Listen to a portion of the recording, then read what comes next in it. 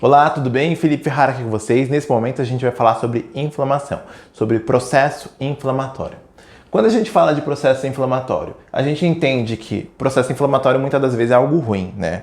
Mas a gente precisa entender que o processo de inflamação, ele busca trazer homeostasia, defesa para o organismo. Muitas das vezes combater um vírus, uma infecção, uma bactéria, por exemplo, que ali contaminou. Seja de maneira local ou sistêmica, o nosso organismo vai gerar um processo inflamatório para promover uma regeneração, para promover uma cicatrização. Toda vez que a gente falar de inflamação, lembre-se que quando a gente fala de inflamação crônica, nós temos uma inflamação de longo período, né? E inflamação aguda de curto período.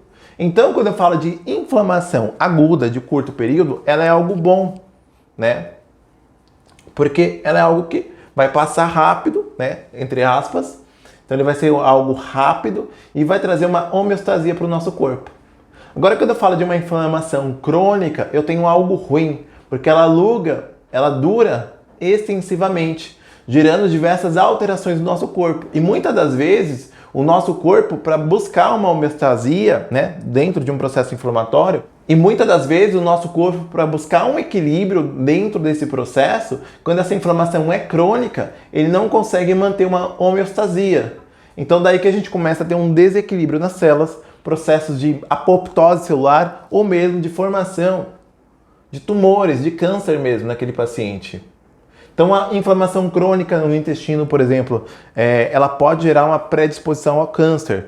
Uma inflamação crônica na região pulmonar pode gerar uma predisposição a câncer no pulmão e assim por diante. Então, quando eu tenho um processo crônico naquela região, eu posso desenvolver um fator patológico, que um deles pode ser o câncer, né? Uma multiplicação celular exacerbada.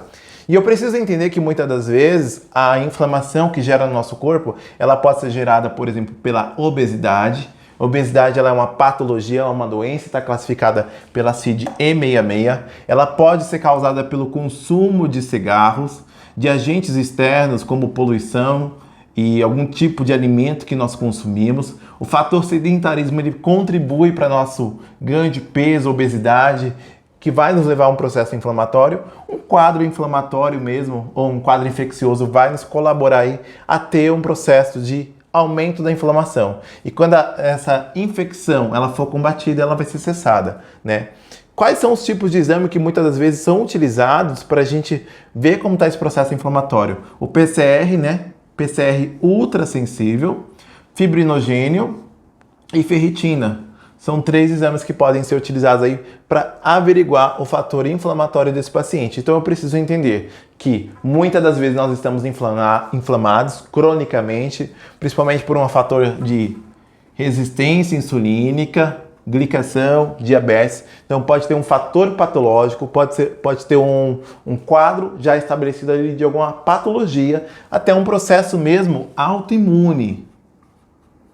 Então várias coisas podem nos levar a uma inflamação. Desde que essa inflamação não seja crônica, nós teremos aí estabelecido então um quadro saudável.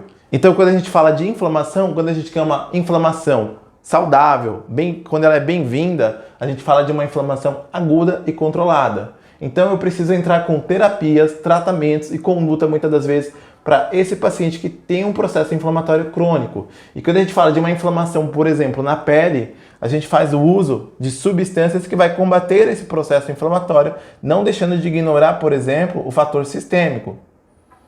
Então quando a gente fala de controle de inflamação, existem ativos mesmo, por exemplo, falando de inflamação na pele, que tem ação calmante, antioxidante, combatendo o estresse oxidativo.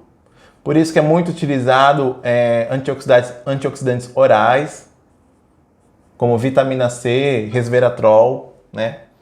Os ativos que são anti-inflamatórios, tem ativos que têm ação corticoide-like, que não são, por sua vez, um corticoide.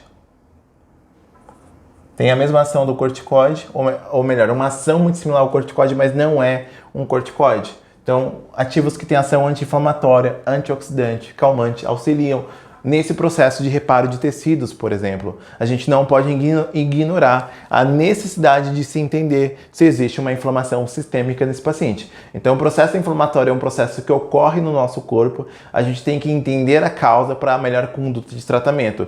Quando a gente fala de tratamento em pele, a gente fala de ativos calmantes, antioxidantes e de ação anti-inflamatória. Então, esse foi o nosso vídeo sobre inflamação. Um grande beijo, até a próxima!